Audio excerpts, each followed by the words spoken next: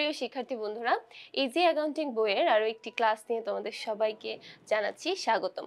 আজকে আমরা আলোচনা করব আমাদের ইজি অ্যাকাউন্টিং বই থেকে কমন উপযোগী কিছু সাজেশন ভিত্তিক যে নমুনা প্রশ্নগুলো আছে তার মধ্য থেকে একটি প্রশ্ন নিয়ে, এবং আজকে আমরা আলোচনা করব এই কমন উপযোগী সাজেশনের প্রশ্ন নাম্বার 5 এই প্রশ্নটি নিয়ে। তো ইতোমধ্যে কিন্তু আমরা অলরেডি আমাদের এই দশম অধ্যায়ের আর্থিক বিবরণীর অনেকগুলো পর্ব দেখেছি এবং অনেকগুলো সমাধানও কিন্তু দেখেছি। আজকে যে সমাধানটা করব সেটাও কিন্তু খুবই গুরুত্বপূর্ণ, এবং আমাদের আর্থিক বিবরণীর মধ্যে যতগুলো প্রশ্ন আছে প্রত্যেকটা প্রশ্নই কিন্তু তোমার পরীক্ষার জন্য গুরুত্বপূর্ণ। কারণ তুমি যত বেশি আর্থিক বিবরণী প্র্যাকটিস করবে, তোমার এই প্রত্যেকটা প্র্যাকটিস কিন্তু পরবর্তীতে পরীক্ষার হলে অনেক বেশি হেল্পফুল হবে। তাই বেশি বেশি করে আমাদের আর্থিক বিবরণী প্র্যাকটিস করতে হবে। এখন দেখো, তোমরা যারা 2026 সালের শিক্ষার্থীরা আছো, তোমাদের কিন্তু এই দশম অধ্যায়ের আর্থিক বিবরণী প্রশ্নের প্যাটার্নটা চেঞ্জ হয়ে গেছে। এখন আমরা পুরো একটা আর্থিক বিবরণী প্রস্তুতকরণের জন্য পেয়ে যাচ্ছি 20 মার্কস। এখানে আর্থিক বিবরণীর যে আলাদা আলাদা প্যাটার্নগুলো, যেমন বিশদায় বিবরণী, মালিকানা সত্ত্ব বিবরণী এবং আর্থিক অবস্থার বিবরণী, তিনটা প্রশ্নই কিন্তু একটা প্রশ্নের মধ্যে থাকবে, এবং সেই প্রত্যেকটা আলাদা আলাদা উত্তর করার জন্য তুমি আলাদা আলাদাভাবে নাম্বার পেয়ে যাবে। যেমন আমরা এই 5 নাম্বার প্রশ্নের আলোচনায় চলে যাই। এখানে আমরা দেখতে পাচ্ছি, এখানে বলা হয়েছে যে বিশদায় বিবরণী, মালিকানা সত্ত্বে পরিবর্তন বিবরণী এবং আর্থিক অবস্থা বিবরণী প্রস্তুত করো। এবং এই তিনটার জন্য মার্কটা একটু দেখো। বিশদায় বিবরণীর জন্য তুমি পেয়ে যাবে 8 নাম্বার। মালিকানা সত্ত্ব বিবরণী, যেহেতু এটা সাধারণত একটু ছোট আকারের হয়, তাই এটার জন্য 2 মার্ক, এবং আর্থিক অবস্থার বিবরণী এটা প্রস্তুতকরণের জন্য তোমরা পেয়ে যাচ্ছ 10 মার্ক। আবার দেখো, এই প্রশ্নের প্যাটার্নটাও কিন্তু চেঞ্জ হয়ে যেতে পারে, অর্থাৎ একটা নাও থাকতে পারে। তখন যেহেতু আমাদের 20 মার্ক, সো বিশদায় বিবরণী এবং আর্থিক অবস্থা বিবরণী দুইটা প্রস্তুতকরণের জন্য কিন্তু 20 মার্ক থাকতে পারে। যেটাই হোক না কেন, পুরো প্রসেসটা অর্থাৎ বিশদায় বিবরণী থেকে শুরু করে কিভাবে আমরা আর্থিক অবস্থা বিবরণী পর্যন্ত করতে পারি, এই পুরো প্রসেসটাই কিন্তু আমাদের শিখতে হবে এবং বেশি করে প্র্যাকটিস করতে হবে। তো সেই নমুনা প্রশ্ন হিসেবে আমরা এখানে একটা প্রশ্ন দেখতে পাচ্ছি, প্রশ্ন নাম্বার 5। এখানে বলা হয়েছে, নাসের ব্রাদার্সের নিম্নোক্ত রেওয়ামিল এবং সমন্বয় সমূহ বিবেচনা পূর্বক 2022 সালের 30শে জুন সমাপ্ত বছরের জন্য বিশদায় বিবরণী, মালিকানা সত্ত্ব বিবরণী এবং আর্থিক অবস্থা বিবরণী প্রস্তুত করো। তাহলে এখানে আমরা কিন্তু ডেটটা দেখতে পাচ্ছি। আমাদের এই অঙ্কটা 2022 সালের 30শে জুন সমাপ্ত বছরের জন্য। তাহলে 2022 সালের 30শে জুন তারিখে আমাদের এটা প্রস্তুত করতে হবে। ওকে, তো এখানে আমরা রেওয়ামিলটা দেখতে পাচ্ছি। ক্রয় ও বিক্রয় দেওয়া আছে, দালানের মেরামত, জাহাজ ভাড়া, শুল্ক, ডক চার্জ, বেতন ও সম্মানী, সাধারণ খরচ, দেনাদার ও পাওনাদার, দালান কোঠা, সাধারণ সঞ্চিতি, হাতে নগদ, মূলধন। তারপরে দেওয়া আছে উত্তোলন, প্রারম্ভিক মজুদ পণ্য, ব্যাংক জমাতিরিক্ত, বীমা প্রিমিয়াম, প্রাপ্ত বাট্টা, ভ্রমণ খরচ, প্রাপ্ত বাড়ি ভাড়া, আয়কর, লিগ্যাল চার্জ ও কুঋণ সঞ্চিতি। তারপরে বলা আছে বিজ্ঞাপন, বিবিধ ক্ষতি, ব্যাংক জমাতিরিক্তের সুদ। এখন দেখো, এই যে আমরা এখানে দেখতে পাচ্ছি সমন্বয়গুলো, আমরা যখন আর্থিক বিবরণী প্র্যাকটিস করতে যাব বা আর্থিক বিবরণী অঙ্কগুলো যখন করব, সবচেয়ে গুরুত্বপূর্ণ হচ্ছে এর সমন্বয়গুলো। আমরা যদি সমন্বয়গুলো আইডেন্টিফাই করে ফেলতে পারি, সমন্বয়গুলো যদি বুঝে ফেলতে পারি, তাহলে কিন্তু আমাদের সব সমস্যার সমাধান এখানে হয়ে যাবে। তাহলে প্রথমে আমাদের যে কাজটা করতে হবে, এই প্রশ্নটা হাতে পাওয়ার সাথে সাথে আমরা এখানে মার্ক করে ফেলবো কোন কোন লেনদেন বা কোন কোন সমন্বয় ঠিক কোথায় বসবে। যেমন দেখো, 1 নাম্বার সমন্বয় বলছে সমাপনী মজুদ পণ্য 40,000 টাকা, যার বাজার মূল্য 60,000 টাকা। তো আমরা জানি সমাপনী মজুদ পণ্যটা সাধারণত কম অ্যামাউন্টটাই কিন্তু আমরা এখানে নিয়ে আসি, বেশি অ্যামাউন্টেরটা আমাদের সাধারণত বাদ দিয়ে দিতে হয়। তাহলে এখানে দেখো, কম অ্যামাউন্ট হচ্ছে 40,000 টাকা। তাহলে আমরা যখন সমাপনী মজুদ পণ্য লিখবো বা সমাপনী মজুদ পণ্যের কোনো কিছু করব, তখন আমরা সেখানে 40,000 টাকা লিখব। তাই আমরা প্রথমেই কি করব, এই 40,000 টাকার সমাপনীটাকে আমাদের প্রশ্নের মধ্যে অর্থাৎ রেওয়ামিলের মাঝে লিখে রাখবো, যাতে পরবর্তীতে আমরা যখন অঙ্ক করতে থাকব, এই লেখাটা যেন আমাদের মাথায় থাকে বা এই লেখাটা যেন আমাদের চোখে পড়ে। এটা যেহেতু কোনো এন্ট্রির সাথে যুক্ত না, তাই এটাকে আমরা এখানেই রেখে দেব। তারপর চলে যাচ্ছি 2 নাম্বার সমন্বয়। দেখো 2 নাম্বার সমন্বয় বলছে অলিখিত আন্তঃফেরত এবং বহি ফেরত। আন্তঃফেরত মানে বিক্রয় ফেরত আর বহি ফেরত মানে ক্রয় ফেরত। তাহলে দেখো যেহেতু অলিখিত বলা হয়েছে তার মানে এটা আমাদের এখনো পর্যন্ত এন্ট্রি হয়নি। তার মানে পুরো আন্তঃফেরত এবং বহি ফেরতের জন্য যে যে লেনদেনগুলো বা যে যে হিসাবগুলো জড়িত থাকবে প্রত্যেকটার সাথে এটা কানেক্টেড থাকবে এবং প্রত্যেকটা সাথে এটাকে অ্যাডজাস্ট করতে হবে।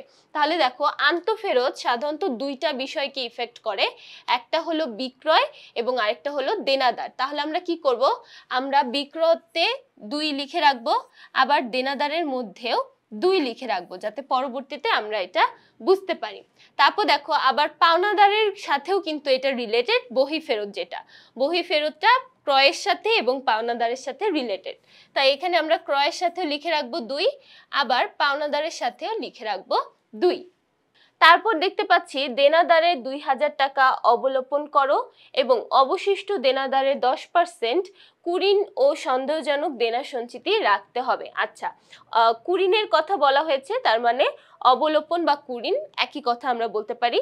কুরিনের কথা দেওয়া আছে এবং তারপর বলা হয়েছে যে 10% কুরিন সঞ্চিতি করতে হবে। তাহলে এই যে কুরিন আর কুরিন সঞ্চিতি এটা আমাদের দুইটা জায়গায় এফেক্ট করবে। একটা হচ্ছে আমাদের কুরিন সঞ্চিতি এবং কুরিন যেটা দেওয়া আছে রেওয়া মিলে সেটার মধ্যে, আবার দেনাদারের সাথেও কিন্তু এটা সংযুক্ত। তাই আমরা দেনাদারের মধ্যেও লিখে রাখবো 3। তাহলে দেনাদারের মধ্যেও লিখে রাখলাম 3। তারপর চলে যাই পরবর্তীটাতে। দেখো তারপরে 4 নাম্বার বলা হচ্ছে অব্যবহৃত মণিহারি 1000 টাকা এবং 1 মাসের বাড়ি ভাড়া অনাদায়ী। আচ্ছা, এখানে দেখো বাড়ি ভাড়া যেটা, বাড়ি ভাড়া এখানে আমরা লিখে রাখবো 4। আবার দেখো আরেকটা কথা বলা হয়েছিল, কি আরেকটা কথা বলা হয়েছিল অব্যবহৃত মণিহারি। তার মানে এখানে আমাদের মণিহারি কি আছে? না, এখানে আমাদের কোনো মণিহারি নামে হিসাব আমরা দেখতে পাচ্ছি না। তো যেহেতু এখানে কোনো মণিহারি নেই, আমরা এটাকে কিন্তু সাধারণ খরচের সাথে যুক্ত করতে পারি। কারণ সাধারণ খরচ বলতে আমাদের আদার্স যে খরচগুলো থাকে বা নর্মাল যে খরচগুলো থাকে সেটাকেই বোঝানো হয়। তাহলে সাধারণ খরচের সাথে আমরা লিখে রাখবো 4। তারপর চলে যাচ্ছি পরবর্তী 5 নাম্বার, বিমা প্রিমিয়াম 2022 সালের 30 সেপ্টেম্বর পর্যন্ত পরিশোধিত, টোটাল 1 বছরের জন্য। বিমা প্রিমিয়ামটা পরিশোধ করা হয়েছে 1 বছরের জন্য। আচ্ছা, তাহলে এটা আমাদের বিমা প্রিমিয়ামের সাথে সংযুক্ত, এখানে আমরা বিমা প্রিমিয়ামে 5 নাম্বার লিখে রাখবো। তারপর চলে যায় 6 নাম্বার। 6 বলা হচ্ছে ব্যক্তিগত প্রয়োজনে পণ্য উত্তোলন যা হিসাবভুক্ত হয়নি। দেখো তুমি যখন পণ্য উত্তোলন করবে দুইটা জিনিসের সাথে এটা ইফেক্ট করবে, একটা হচ্ছে ক্রয় এবং আরেকটা হচ্ছে উত্তোলন। তাহলে উত্তোলনটা সাধারণত আমরা যখন মালিকানা সত্ত্ব নির্ণয় করি তখন যাবে, আর ক্রয়ের সাথে এটা আমাদের সংযুক্ত, তাই ক্রয়ের মধ্যে আমরা লিখে রাখবো 6। এবার দেখো সবগুলো সমন্বয় আমরা বুঝে ফেললাম কোনটা কোন লেনদেনের সাথে যুক্ত হবে। এখন আমরা আমাদের অঙ্কে চলে যাব। তো প্রথমে আমাদের করতে বলা হয়েছে বিশদায় বিবরণী। বিশদায় বিবরণীর জন্য আমাদের ছকটা কেমন হবে? বিশদায় বিবরণীর জন্য আমাদের ছকটা হবে ঠিক এরকম, বিবরণ 3টা টাকার ঘর। এবং বিশদায় বিবরণী যখন আমরা করব আমাদের প্রথম কাজ হবে এখানে বিক্রয়টা নিয়ে আসা। তাহলে প্রথমে আমরা লিখে ফেলি বিক্রয়, এবং বিক্রয়ের সাথে কিন্তু আমাদের কাজ আছে, রাইট? সো দেখি আমরা বিক্রয়ের অ্যামাউন্ট দেওয়া আছে, দেখো 1,54,000 টাকা, এবং এটার সাথে আমাদের সমন্বয় আছে 2 নাম্বার সমন্বয়। 2 নাম্বার সমন্বয়ে বলেছে অলিখিত আন্তঃফেরত 4,000 টাকা। দেখো যেহেতু যথাক্রমে বলা হয়েছে তো প্রথম যেটা থাকবে সেটাই এই প্রথমটার অ্যামাউন্ট, আন্তঃফেরত 4,000 টাকা। ওকে, তাহলে বিক্রয় দেওয়া আছে 1,54,000 টাকা এবং আন্তঃফেরত দেওয়া আছে 4,000 টাকা। তাহলে আমরা বিক্রয় থেকে আন্তঃফেরতকে মাইনাস করব, 4,000 টাকা মাইনাস করলে আমরা পাচ্ছি 1,50,000 টাকা। এই 1,50,000 টাকাই কিন্তু আমাদের নিট বিক্রয়। তাহলে এবার নিট বিক্রয় বের করার পরে আমরা যেটা করব সেটা হচ্ছে বাদ বিক্রিত পণ্যের ব্যয়। আমরা বিক্রিত পণ্যের ব্যয়টাকে বাদ দিয়ে দিব। এবার বিক্রিত পণ্যের ব্যয়ের মধ্যে কি কি আছে সেটা একটু আমরা দেখি। বিক্রিত পণ্যের ব্যয়ের মধ্যে প্রথমেই নিয়ে আসতে হয় প্রারম্ভিক মজুদ পণ্য। ঠিক আছে, বিক্রিত পণ্যের ব্যয়ের মধ্যে প্রথমেই যেটা নিয়ে আসতে হয় সেটা হলো প্রারম্ভিক মজুত পণ্য, তারপরে ক্রয়, এবং ক্রয়ের সাথে আদার্স যত খরচ আছে সবগুলো অ্যাডজাস্ট করে আমাদের নিট ক্রয় বের করতে হয়। এরপর আমরা নিয়ে আসব যদি কোনো আমাদের অন্যান্য প্রত্যক্ষ খরচ থাকে সেগুলোকে। আচ্ছা, তাহলে প্রথমে আমরা আমাদের প্রারম্ভিক মজুত পণ্যটাকে নিয়ে আসি, তারপর নিয়ে আসব ক্রয়। তাহলে প্রারম্ভিক মজুত পণ্য, এবং আমাদের অঙ্কে কিন্তু আমরা দেখলাম প্রারম্ভিক মজুত পণ্যের সাথে কোনো কাজ নেই, তাই প্রারম্ভিক মজুত পণ্যটা সিঙ্গেল বসে যাবে এবং তারপরে বসবে ক্রয়। তাহলে দুইটার অ্যামাউন্ট একটু দেখি। দেখো, প্রারম্ভিক মজুত পণ্য দেওয়া আছে 30,000 টাকা, এবং একদম শুরুতে আমরা ক্রয় দেখতে পাচ্ছি কত? ক্রয় দেখতে পাচ্ছি 84,000 টাকা। তাহলে প্রারম্ভিক মজুত পণ্য 30,000 টাকা, এটার সাথে যেহেতু কোনো কাজ নেই সরাসরি এখানে লিখে ফেলবো। আর ক্রয় দেওয়া আছে 84,000 টাকা, তাহলে 84,000 টাকা লিখে ফেললাম। এবার কি করব, এই যে ক্রয়ের সাথে আমরা কিন্তু অনেকগুলো কাজ দেখেছি, এখানে একটা 2 নাম্বার সমন্বয়, আবার একটা 6 নাম্বার সমন্বয়। 2 নাম্বার সমন্বয়ে বলা হয়েছিল বহি ফেরতের অ্যামাউন্টটা, দেখো বহি ফেরত দেওয়া আছে 2,000 টাকা, আর 6 নাম্বারে বলা হয়েছে পণ্য উত্তোলন 1,000 টাকা। তাহলে আমরা দুইটা কাজ একসাথে করে ফেলবো যেহেতু ক্রয়ের সাথে এটা রিলেটেড। তো প্রথমে আমরা বহি ফেরতটা মাইনাস করে দিই, তাহলে বহি ফেরত দেওয়া আছে 2,000 টাকা, তাহলে বাদ দিলে আমরা পেয়ে যাচ্ছি 82,000 টাকা। এরপর কি করব, আমাদের এখানে একটা পণ্য উত্তোলন ছিল, তাই আমরা এখান থেকে মাইনাস করে ফেলবো পণ্য উত্তোলনকে। তাহলে পণ্য উত্তোলনকে মাইনাস করলে কত থাকছে? পণ্য উত্তোলন আমরা পেয়েছি 1,000, তাহলে মাইনাস করলে থাকছে 81,000 টাকা। ওকে, তাহলে আমরা নিট ক্রয়ের পরিমাণ পেয়ে গেছি 81,000 টাকা। এখন আমাদের দেখতে হবে আমাদের এই অঙ্কের মধ্যে কোনো অন্যান্য প্রত্যক্ষ খরচ আছে কিনা। অন্যান্য প্রত্যক্ষ খরচ কি কি হতে পারে? যেমন হতে পারে পরিবহন ব্যয়, তারপর জাহাজ ভাড়া, আমদানি শুল্ক এই সব কিছু। তাহলে দেখো এখানে কিন্তু অলরেডি অনেকগুলো আছে, আমরা এখানে দেখতে পাচ্ছি জাহাজ ভাড়া একটা আছে, শুল্ক একটা আছে, ডক চার্জ আছে। সাধারণত আমরা যখন ক্রয় করে নিয়ে আসতে যাই তখন যে খরচগুলো হয় সেটাকে আমরা এই প্রত্যক্ষ খরচের মধ্যে নিয়ে আসতে পারি। তাহলে ক্রয় করার পরে ক্রয়ের সাথে রিলেটেড জাহাজ ভাড়া, শুল্ক এবং ডক চার্জ। তাহলে দেখো জাহাজ ভাড়া দেওয়া আছে 4,000, শুল্ক দেওয়া আছে 1,000 এবং ডক চার্জ দেওয়া আছে 1,700। জাহাজ ভাড়া 4,000, শুল্ক 1,000 এবং ডক চার্জ হচ্ছে 1,700। তাহলে সিরিয়ালি আমরা এই প্রত্যেকটা লিখে ফেলবো, এবং দেখো এখানে কিন্তু এই তিনটার সাথে কোনোটারই কোনো কাজ নেই। তো যেহেতু কোনো কাজ নেই আমরা সরাসরি আমাদের এই সেকেন্ড কলামে বসিয়ে দিব। যদি কাজ থাকতো আমরা কিন্তু সেই কাজটা আগে ফার্স্ট কলাম থেকে করে নিতাম। তাহলে প্রত্যেকটার অ্যামাউন্ট আমরা বসিয়ে দিলাম। এরপর আমরা কি করব, দেখো এরপর আমরা আমাদের ক্যালকুলেশনটা করব। তাহলে এখন যদি আমরা সবগুলো যোগ করতে চাই, দেখো এখানে ছিল প্রারম্ভিক মজুত পণ্য, তারপর ছিল ক্রয় অর্থাৎ নিট ক্রয়। ওকে, তাহলে সবগুলো যদি আমরা যোগ করে ফেলি তাহলে এখানে আমাদের অ্যান্সারটা আসছে 1,17,700 টাকা। 1,17,700 টাকা। তাহলে এখন আমাদের কি করতে হবে? এখন আমরা মাইনাস করে দিব সমাপনী মজুত পণ্য। তাহলে দেখো সমাপনী মজুত পণ্য আমাদের এখানে ছিল 40,000 টাকা। সো 40,000 টাকা যদি আমরা এখন এখান থেকে মাইনাস করে দিই তাহলে আমরা পেয়ে যাচ্ছি 77,700। 77,700। এবার এই 77,700 হচ্ছে কি আমাদের বিক্রিত পণ্যের ব্যয়। তাহলে এখন আমরা কি করব, আমরা যে নিট বিক্রয়ের পরিমাণ পেয়েছিলাম 1,50,000 টাকা, এখন এই 1,50,000 টাকা থেকে এই যে 77,700 টাকাকে মাইনাস করে দিব। তাহলে দেখি আমরা 1,50,000 টাকা মাইনাস 77,700, তাহলে আমাদের থাকছে 72,300 টাকা। তাহলে এই 72,300 টাকা হচ্ছে আমাদের মোট মুনাফা। আমরা কিন্তু আমাদের বিশদায় বিবরণীর অর্ধেক কাজটা প্রায় শেষ করে ফেলেছি, এখন আমাদের বাকি অর্ধেক কাজ করতে হবে। সো বেটার হচ্ছে এটা যদি আমরা একটু ডিফারেন্ট একটা কালার দিয়ে লিখি, তোমরা যখন পরীক্ষার হলে লিখবে একটু ডিফারেন্ট করলে কিন্তু দেখতে পাবে, টিচারদের চোখে পড়বে। ঠিক আছে? আচ্ছা, তাহলে আমরা যেহেতু মোট মুনাফা বের করেছি, এখন আমাদের কি করতে হবে, এখন আমরা বের করব আমাদের বাকি অংশটা। তার মানে এই মোট মুনাফা থেকে এখন আমাদের বাদ দিতে হবে পরিচালন ব্যয়। তাহলে আমরা এখন যেটা করব সেটা হচ্ছে বাদ পরিচালন ব্যয়। এখন তাহলে আমরা দেখি আমাদের এই প্রশ্নের মধ্যে কি কি পরিচালন ব্যয় আছে। তো প্রথমে আমরা দেখি, প্রথমে এখানে দেওয়া আছে দালানের মেরামত, এটা আমাদের জন্য একটা পরিচালন ব্যয়, কারণ যেহেতু মেরামত বলা হয়েছে, মেরামতটা সাধারণত আমাদের রেগুলার করতে হয়। তাহলে মেরামত দেওয়া আছে কত, 2600 টাকা। তাহলে আমরা লিখে ফেলি দালানের মেরামত 2600 টাকা। ওকে, তারপর আমরা পেয়ে যাচ্ছি, দেখো এই তিনটা খরচকে আমরা লিখে ফেলেছি। তারপরে বেতন ও সম্মানী, এখানে দেখো বেতন ও সম্মানী দেওয়া আছে কত, 18,000 টাকা। তাহলে আমরা লিখে ফেলি বেতন ও সম্মানী। আমরা চেষ্টা করব রেওয়া মিলের একদম শুরু থেকে, অর্থাৎ আমরা যে সিরিয়ালটা দেখতে পাচ্ছি সেই সিরিয়াল অনুযায়ী একটা একটা করে বসিয়ে ফেলতে, তাহলে আর ভুল হবে না। যেহেতু আমাদের আর্থিক বিবরণীর প্রশ্নগুলো সাধারণত একটু বড় থাকে, আমরা যদি সিরিয়াল ধরে ধরে একটা একটা করে, এই যে যেমন প্রথম থেকে শুরু করব, যেটা যেটা আমরা পেয়ে যাই সেটার সাথে সাথে বসিয়ে ফেলবো, তাহলে কিন্তু আর কোনো সমস্যা হবে না।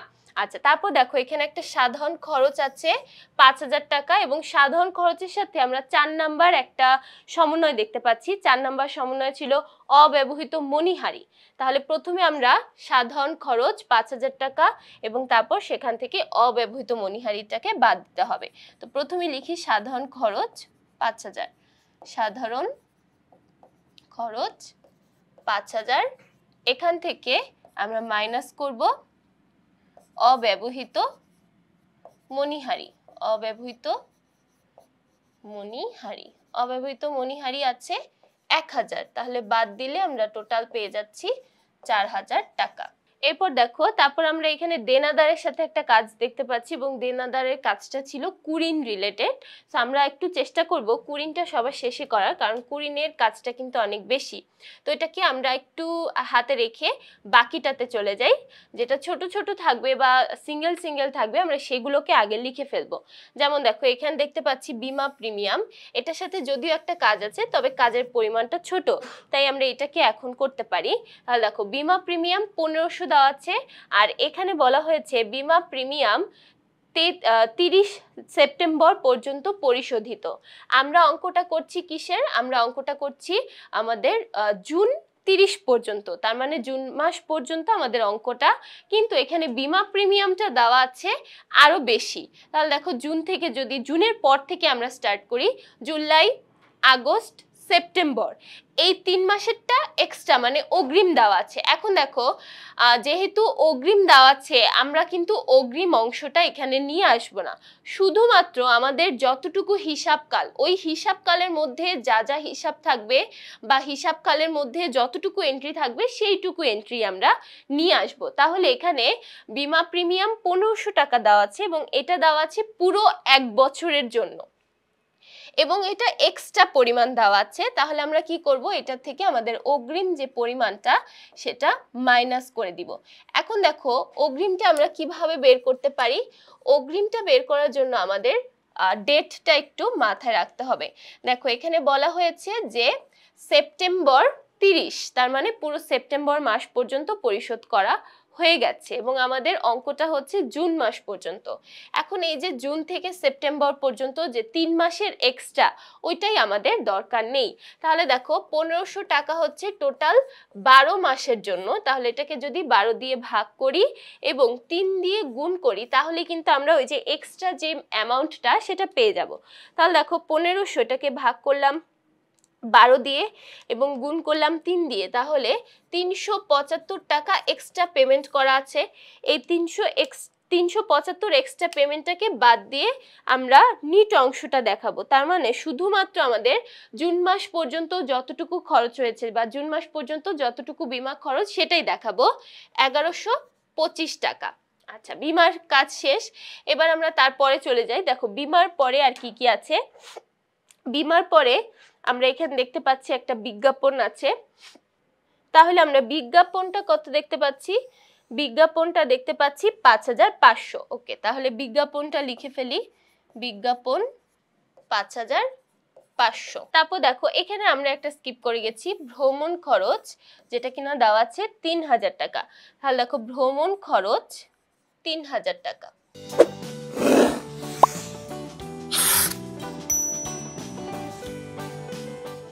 এরপর তাহলে আমরা দেখি আর কি কি পরিচালন ব্যয় আছে। দেখো এখানে আমরা একটা লিগ্যাল চার্জ দেখতে পাচ্ছি। তো এই লিগ্যাল চার্জটা কিন্তু কুরিনের সাথে রিলেটেড কোনো কিছু না, এটা একদম আলাদা একটা বিষয়। লিগ্যাল চার্জ বলতে আমাদের নর্মাল যে বিভিন্ন কাজ করার জন্য আমাদের যতটুকু চার্জ বা কমিশন দিতে হয় অনেক সময়, সেই চার্জটাকে বোঝানো হয়েছে। তাহলে লিগ্যাল চার্জ এটা একটা পরিচালন ব্যয় হতে পারে, তাহলে আমরা লিখে ফেলি লিগ্যাল চার্জ। এবার দেখো যেহেতু এটা কুরিনের সাথে আছে, আমাদের মনে হতে পারে যে এটা কুরিনের একটা হিসাব, কিন্তু না, এটা কিন্তু একদম আলাদা। আচ্ছা, এখন তাহলে আমাদের শুধুমাত্র কুরিনের হিসাবটাই কিন্তু বাকি আছে। তো এখন আমরা কুরিনের হিসাবটা করব। দেখো প্রথমে এখানে দেখতে পাচ্ছি আমাদের নতুন কুরিন দেওয়া আছে, তারপরে দেওয়া আছে নতুন কুরিন সঞ্চিতি, আর এখানে শুধুমাত্র পুরাতন কুরিন সঞ্চিতিটাই দেওয়া আছে, এখানে কোনো পুরাতন কুরিন নেই। তাহলে আমরা প্রথমে নিয়ে আসবো কি, প্রথমে নিয়ে আসবো নতুন কুরিনকে। নতুন কুরিন, নতুন কুরিন দেওয়া আছে 2000 টাকা। তারপর আমরা নিয়ে আসবো নতুন কুরিন সঞ্চিতি। এখন তাহলে দেখো নতুন কুরিন সঞ্চিতির হিসাবটা আমাদের বের করতে হবে। তো এই হিসাবটা আমরা একটু বের করি।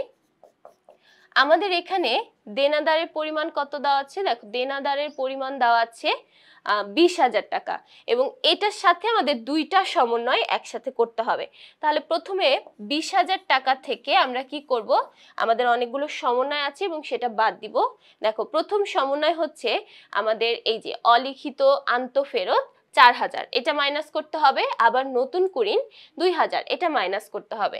তাহলে 4000 মাইনাস 2000, তাহলে দেখো 20,000 টাকা থেকে টোটাল 6,000 টাকা গেলে 14,000। এবার 14,000-এর ওপর যদি আমরা 10% করি তাহলে পেয়ে যাব কত, 1400 টাকা। তাহলে দেখো এটার সাথে 1400 টাকা যোগ করলে 3400 টাকা। এবার আমরা মাইনাস করে দিব পুরাতন কুরিন সঞ্চিতি। পুরাতন কুরিন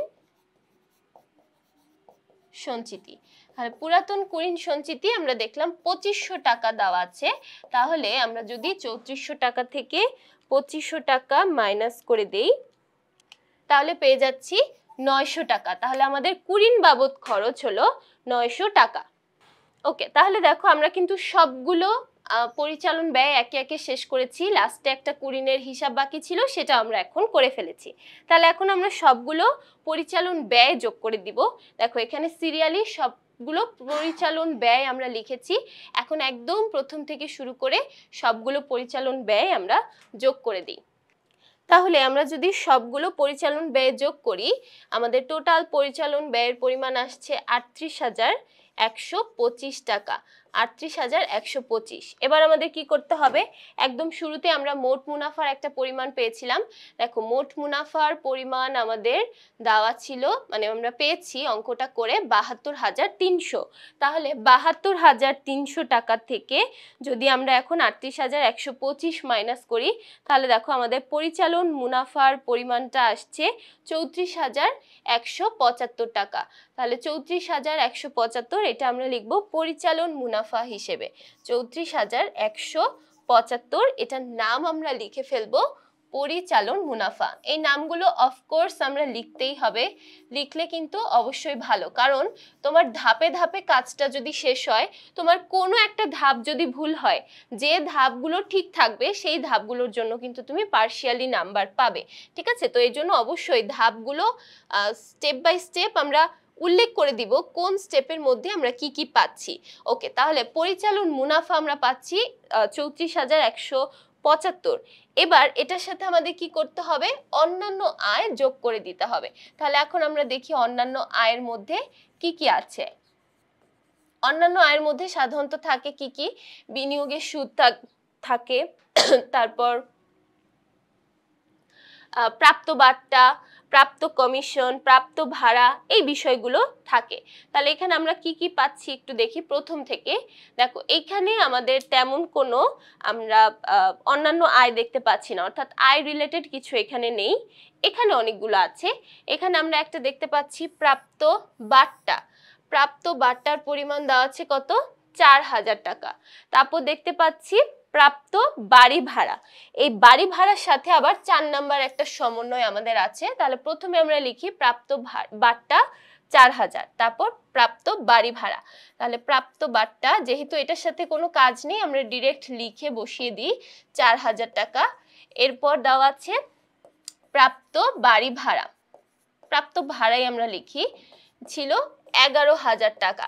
এবার আসো সমন্বয়ে চলে যাই, কি বলা হয়েছে 4 নাম্বার সমন্বয়ে বলা হচ্ছে 1 মাসের বাড়ি ভাড়া অনাদায়ী আছে, তার মানে 1 মাসের ভাড়া আমরা এখনো পাইনি। সো এইখানে যে অ্যামাউন্টটা দেওয়া আছে 11,000, তার মানে আমরা বুঝতে পারছি এটা টোটাল 11 মাসের জন্য, কারণ 1 মাস তো বকে আছে। আমাদের পুরো বছরে যদি 12 মাস থাকে, 1 মাস বকে আছে মানে এখানে পরিশোধ করা হয়েছে, বা এটা যেহেতু বাড়ি ভাড়া আমরা পেয়েছি 11 মাসের টাকা, 11 মাসের টাকা পাওয়া গেছে আর 1 মাসেরটা বাকি আছে। সো এটা বের করা কিন্তু খুবই সিম্পল। দেখো এই 11,000 টাকাকে 11 দিয়ে ভাগ করলেই আমরা 1 মাসের বকেয়াটা বা অনাদায়ীটা পেয়ে যাব। তাহলে দেখো এটা দেওয়া আছে 11,000 টাকা। এবার এখান থেকে আমাদের যোগ করতে হবে কি বকেয়া। আমরা এখানে যখন কোনো আয়ের অংশ লিখব, বকেয়া না লিখে লিখব অনাদায়ী, ঠিক আছে, কারণ বকেয়াটা ব্যবহার করা হয় ব্যয়ের জন্য, এবং যখন আমরা কোনো আয়কে এন্ট্রি করি তখন আমাদের লিখতে হয় অনাদায়ী। তাহলে দেখো 11,000 টাকা, এটাকে যদি আমরা 11 দিয়ে ভাগ করি, 1 দিয়ে গুণ করি, তাহলে 1 মাসেরটা পাবো, এবং দেখো খুবই সিম্পল, 1 মাসেরটা 1,000ই হবে। তাহলে টোটাল হয়ে যাচ্ছে 12,000 টাকা। এবার দেখো আর কিন্তু কোনো অন্যান্য আয় আমরা এখানে পাইনি, সো এই দুইটা যোগ করে দিতে হবে। যোগ করলে আমরা টোটাল পেয়ে যাচ্ছি কত 16,000। এখন তাহলে এই 34,175 এটার সাথে আমরা যোগ করে দিব 16,000, তাহলে আমরা পেয়ে যাচ্ছি 50,175। এবার আমাদের কাজ হচ্ছে মাইনাস করে দেওয়া অন্যান্য ব্যয়। দেখো অন্যান্য ব্যয়গুলো আমাদের রেয়ামিলের মধ্যেই আছে, আমরা কিন্তু কয়েকটা দেখেছি অন্যান্য ব্যয়। যেমন দেখো এই যে দুইটা পাশাপাশি আছে, একটা হচ্ছে বিবিধ ক্ষতি 3,600, আরেকটা হলো ব্যাংক জমাতিরিক্ত সুদ 10,000। তাহলে দুইটা লিখে ফেলি, বিবিধ ক্ষতি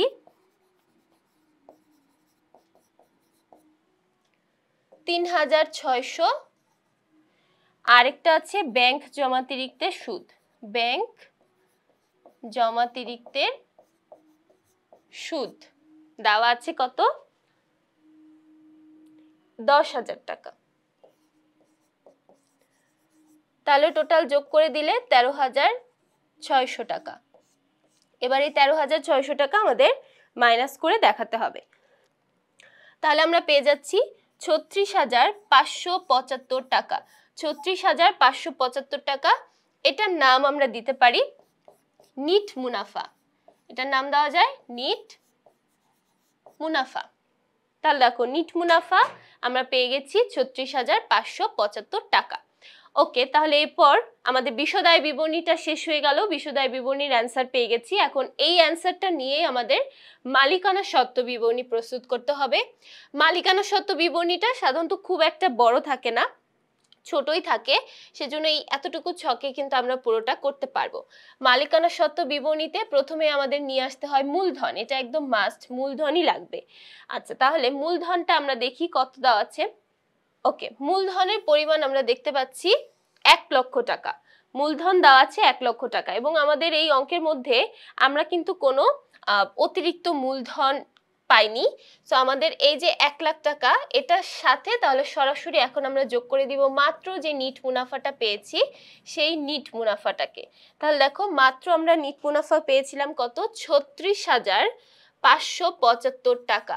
তাহলে এটা যোগ করে দেই 1,36,575 টাকা, এটা হলো আমাদের। এবার আমরা কি করব, এখান থেকে আমরা বাদ দিব উত্তোলনের পরিমাণ, বাদ উত্তোলন। ওকে, তাহলে দেখি উত্তোলন কি কি আছে বা আদৌ কোনো উত্তোলন আছে কিনা। দেখো এখানে আমরা একটা উত্তোলন দেখতে পাচ্ছি, শুধুমাত্র নগদ উত্তোলন 35,000 টাকা। আবার দেখো আরেকটা উত্তোলন কিন্তু আমরা এখানে দেখেছিলাম, পণ্য উত্তোলন 1,000 টাকা। তাহলে দুইটাই নিয়ে আসতে হবে। প্রথমে দেখি নগদ উত্তোলন, নগদ উত্তোলন দেওয়া আছে কত, মাত্র আমরা পেয়েছিলাম নগদ উত্তোলন আমাদের দেওয়া আছে 35,000 টাকা। তাহলে নগদ উত্তোলন 35,000 টাকা এবং এটার সাথে পণ্য উত্তোলন 1,000 টাকা। তাহলে টোটাল যোগ করলে হয়ে গেল 36,000 টাকা। তাহলে এই 36,000 টাকা আমাদের মাইনাস করে দেখাতে হবে। ওকে, তাহলে মাইনাস করি। আচ্ছা, এখান থেকে মাইনাস করলে আমরা বুঝতে পারছি এখানে 1,575,000 টাকা, 1,575,000। ওকে, তাহলে আর কি কি বাকি আছে আমরা একটু আমাদের রেয়া মিলটা আবার চেক করি। দেখো এখানে একটা আয়কর বাকি আছে, আয়কর দেওয়া আছে 5,000 টাকা, এটা আমাদের মাইনাস হয়ে যায় সাধারণত মালিকানা সত্ত্ব থেকে। আবার দেখো লাস্টে আমাদের এখানে একটা সাধারণ সঞ্চিতি দেওয়া আছে 10,000 টাকা, সাধারণত সাধারণ সঞ্চিতিটা যোগ হয়ে যায় এবং আমাদের আয়করটা মাইনাস হয়ে যায়। তাহলে আমরা মাইনাস করব আয়কর, আয়করের পরিমাণ দেওয়া আছে 5,000 টাকা। তাহলে মাইনাস করলে কত হবে? মাইনাস করলে হবে 95,575 টাকা। ওকে, এবার এটার সাথে আমাদের যোগ করে দিতে হবে সাধারণ সঞ্চিতি। সাধারণ সঞ্চিতি, সাধারণ সঞ্চিতিটা আমরা পেয়েছি 10,000 টাকা। তাহলে 10,000 টাকা টোটাল যোগ করলে আমরা পেয়ে যাচ্ছি কত? আমরা পেয়ে যাচ্ছি 1,05,575 টাকা। 1,05,575 টাকা। এই যে 1,05,575 পেয়েছি, এটার নাম হলো আমাদের সমাপনী মালিকানা সত্ত্ব। সমাপনী মালিকানা সত্ত্ব, ঠিক আছে? তাহলে সমাপনী মালিকানা সত্ত্ব আমরা পেয়ে গেছি 1,05,575 টাকা। তাহলে এবার আমরা বাকি অংশে চলে যাই। তারপর আমরা দেখতে পাচ্ছি আমাদের এরপরে আর্থিক অবস্থা বিবরণী করতে বলা হয়েছে। তাহলে এখন পুরো আর্থিক অবস্থা বিবরণীটা আমরা প্রস্তুত করব এবং এই যে মাত্র মালিকানা সত্ত্ব বিবরণী যেটা করলাম সেই অ্যান্সারটা দিয়েই আমাদের করতে হবে। তাহলে দেখো সেম ভাবেই আমাদের আর্থিক অবস্থা বিবরণীর জন্য কিন্তু 3টা টাকার ঘর যুক্ত একটা ছক দরকার পড়ে এবং এই ছকের মধ্যে বা আর্থিক অবস্থা বিবরণীর শুরুটা হয় কি দিয়ে? স্থায়ী সম্পদ দিয়ে শুরু করতে হয়, স্থায়ী সম্পদ দিয়ে। ওকে, তাহলে আমরা দেখি আমাদের স্থায়ী সম্পদ এখানে কি কি আছে। স্থায়ী সম্পদ, আচ্ছা এখানে আমরা একটা স্থায়ী সম্পদই দেখতে পাচ্ছি, সেটা হচ্ছে দালান কোঠা। দালান কোঠা দেওয়া আছে 70,000 টাকা। তাহলে লিখে ফেলি দালান কোঠা। একটাই যেহেতু আছে আমরা ডিরেক্ট এখানেই বসিয়ে দিতে পারি, আর তেমন কিছু নেই। সো এটাই হচ্ছে আমাদের মোট স্থায়ী সম্পদ। এখন স্থায়ী সম্পদের পরে আমাদের নিয়ে আসতে হয় দীর্ঘমেয়াদী বিনিয়োগ, কিন্তু এই প্রশ্নের মধ্যে আমাদের কোনো দীর্ঘমেয়াদী বিনিয়োগ নেই। যেটা আছে সেটা হচ্ছে চলতি সম্পদ। অনেকগুলো চলতি সম্পদ আমাদের এখানে দেওয়া আছে। তাহলে একে একে সবগুলো চলতি সম্পদ আমাদের নিয়ে আসতে হবে। প্রথমেই আছে দেখো হাতে নগদ, এবং হাতে নগদের সাথে কোনো কাজও নেই, আমরা তাহলে এটা ডিরেক্ট বসিয়ে দেই হাতে নগদ। হাতে নগদ আমরা দেখলাম 18,600 টাকা। 18,600 টাকা। তারপর দেখো একটা ছিল সমাপনী মজুদ পণ্য। সমাপনী মজুদ পণ্য আমরা দেখেছিলাম 40,000, যেটা অলরেডি আমরা রেয়া মিলের উপরে লিখে রেখেছি 40,000। ওকে, তারপরে বাকি অংশটা দেখি। এবার একটা আছে দেনাদারের টাকা, এবং দেনাদারের সাথে কিন্তু আমাদের দেখো অনেকগুলো কাজও আছে। দেনাদারের সাথে আমাদের অনেকগুলো কাজ আছে। তাহলে দেনাদারটা প্রথমে লিখি। দেনাদার দেওয়া আছে 20,000। আমরা কিন্তু অলরেডি দেনাদারের একটা অংশ বের করেছিলাম যখন আমরা কুঋণ সঞ্চিতি বের করেছি।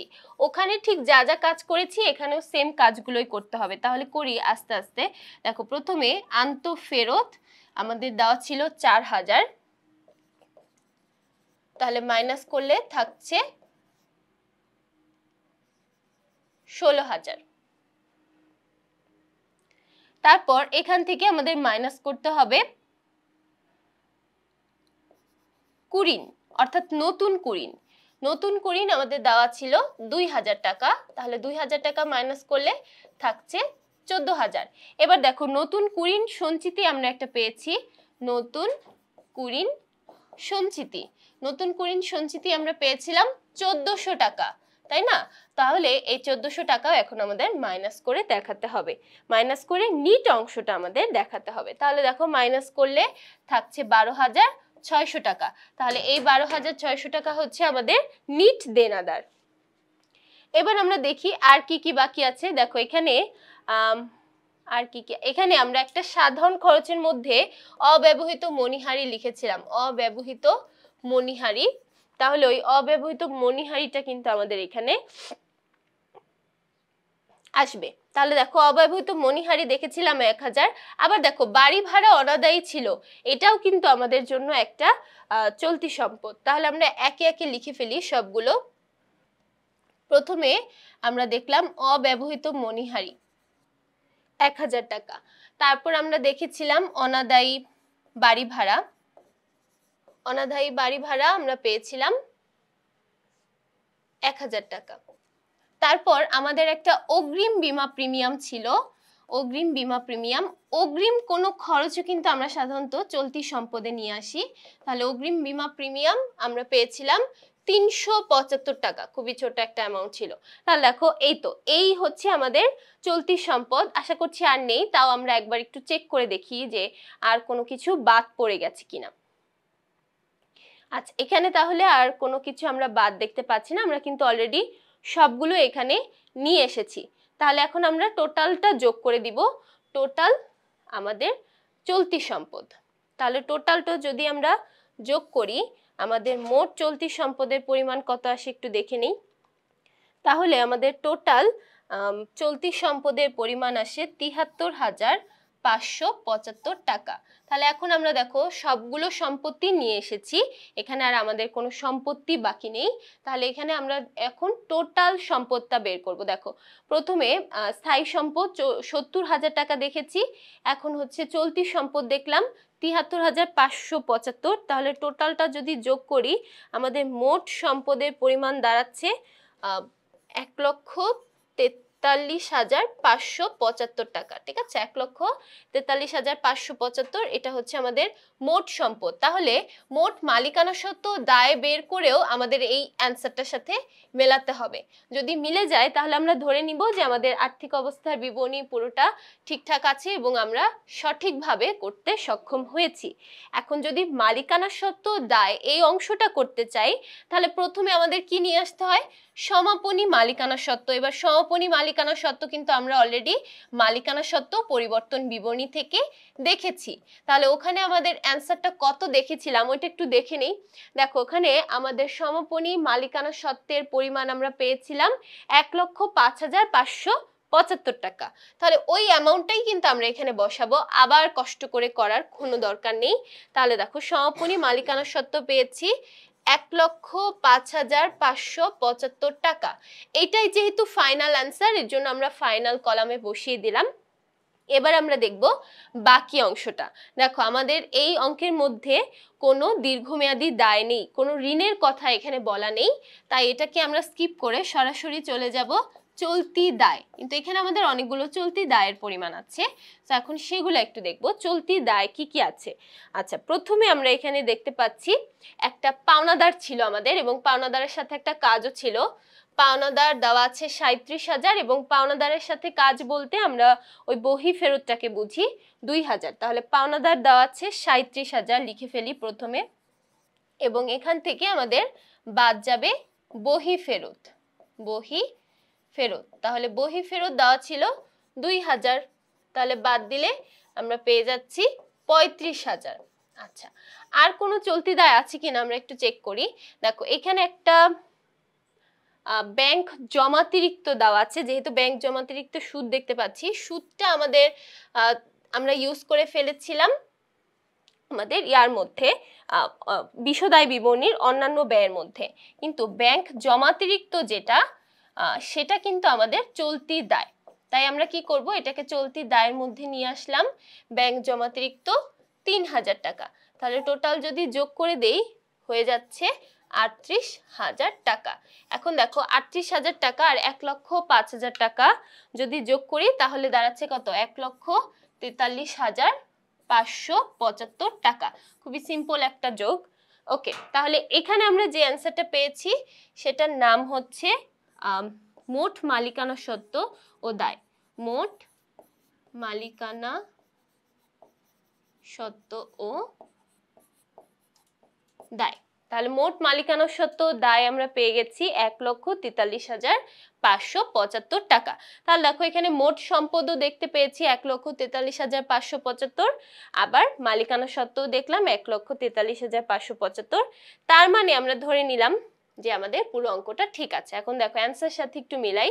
প্রথমে মোট মুনাফা পেয়েছিলাম ৭২,৩০০ টাকা, রাইট? তারপর আমরা পরিচালন মুনাফা কত পেয়েছিলাম? ৩৪,১৭৫। এরপর দেখো আমরা আমাদের নিট মুনাফার পরিমাণ পেয়েছিলাম ৩৬,৫৭৫ টাকা। তাহলে নিট মুনাফা শেষ। এরপর দেখো সমাপনী মালিকানা সত্ত্ব বের করে আমরা মাত্র পেয়েছি কত? ১,৭৫,৫৭৫ টাকা। আর সবার লাস্টে যেহেতু আমরা আর্থিক অবস্থা বিবরণী করলাম, দুইটাই মিলে গেছে এবং দুইটার অ্যান্সারই এসেছে ১,৪৩,৫৭৫ টাকা। তাহলে দেখো এই ছিল আমাদের কমন উপযোগী কিছু প্রশ্নের সর্বশেষ প্রশ্ন, প্রশ্ন নাম্বার ৫। আশা করছি পুরো প্রশ্নটাই এবং পুরো আর্থিক অবস্থার বিবরণী, বিশদায় বিবরণী, মালিকানা সত্ত্ব বিবরণী, প্রত্যেকটা আর্থিক বিবরণী সবাইকে খুব ভালোভাবে বোঝাতে পেরেছি। প্রত্যেকটা সমন্বয়, প্রত্যেকটা লেনদেন আশা করছি সবাই বুঝতে পেরেছি। এরকম প্রত্যেকটা ক্যালকুলেশন আশা করছি প্রত্যেকে আমরা বুঝতে পেরেছি। তাহলে আশা করছি সবাই খুব ভালো থাকবে, সুস্থ থাকবে। পরের ভিডিওগুলো দেখার জন্য সবাইকে আমন্ত্রণ জানাচ্ছি। সবাইকে ধন্যবাদ।